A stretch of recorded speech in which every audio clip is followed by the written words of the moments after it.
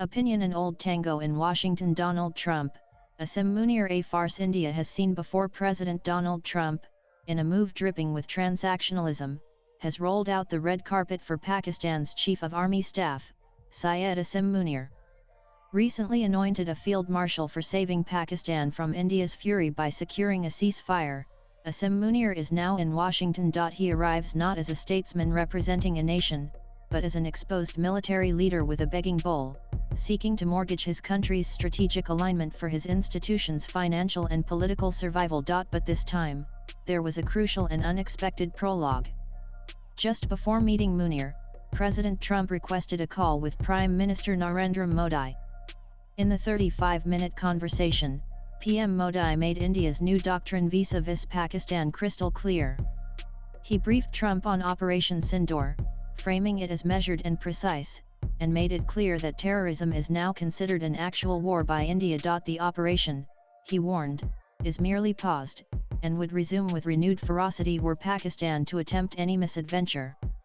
With that single phone call, Munir's mission was kneecapped before it even began. He arrives not to a blank slate, but to a chessboard where India has already placed his king in check. Nanan Munir's itinerary, reportedly including meetings with Secretary of State Marco Rubio and Defense Secretary Pete Hegseth, is not a diplomatic courtesy. It is a coronation. It confirms who truly wields power in Islamabad, and it is not the man with the title of Prime Minister.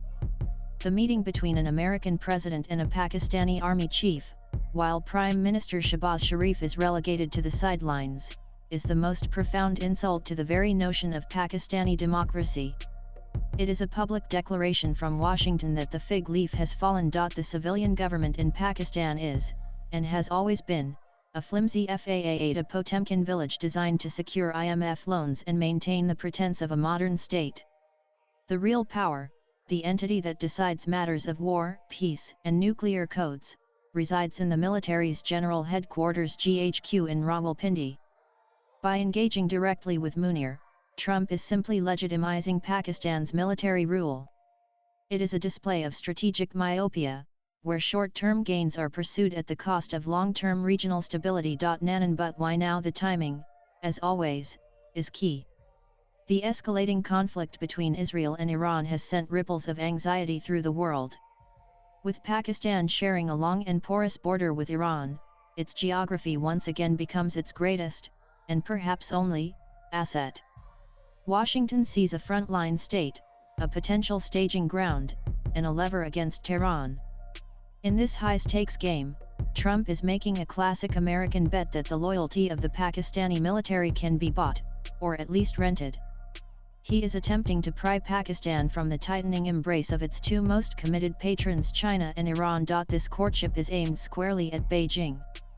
For years, China has nurtured Pakistan as its all-weather ally, a strategic gateway to the Arabian Sea through CPEC and a loyal customer for its military-industrial complex.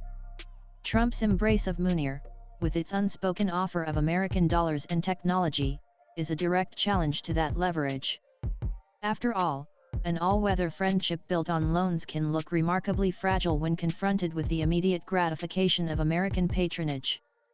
Beijing is about to find out just how deep its influence in Rawalpindi truly runs. The second prize is the vast mineral wealth of Balochistan.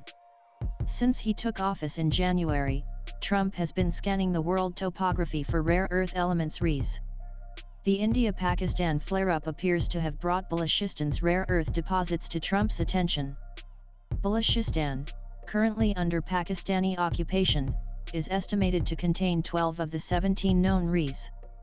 By gaining influence over the Pakistani security establishment, the US not only disrupts China's access to these deposits but positions itself to control these resources, a maneuver combining 19th-century colonial grabbing with 21st-century geostrategic competition. Nanan So where does this leave India? More secure than ever.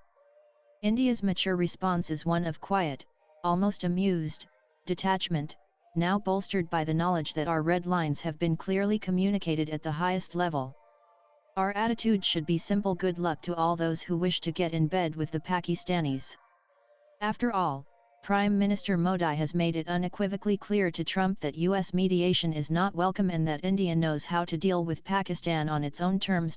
India learned long ago that American dollars poured into Pakistan do not create a stable, moderate neighbor. Instead, they fund a duplicitous military establishment that perfects the art of playing both sides. The US has armed Pakistan against the Soviets, only to see those same assets turned into a global jihadist factory that ultimately claimed American lives. It has funded Pakistan for the war on terror, only to find Osama bin Laden living comfortably next to its premier military academy. History provides a brutal record any nation entangled with the Pakistani state has suffered for it. If President Trump believes he can tame this animal, especially after being explicitly warned by India, then we can only wish him the very best. India will not interrupt its adversary when it is making a mistake. Trump is not the first American to be entrapped by the Pakistanis, and India knows he will not be the last. Swipe left for next video. Let the US navigate the labyrinth of Pakistani promises. While America is busy with its old tango with Islamabad, India will continue its economic ascent, building a future based on production, not deception. The meeting between Trump and Munir is not a threat. It is an affirmation of everything we already knew, but with one crucial difference this time: the world knows that India is not just watching. We have already spoken.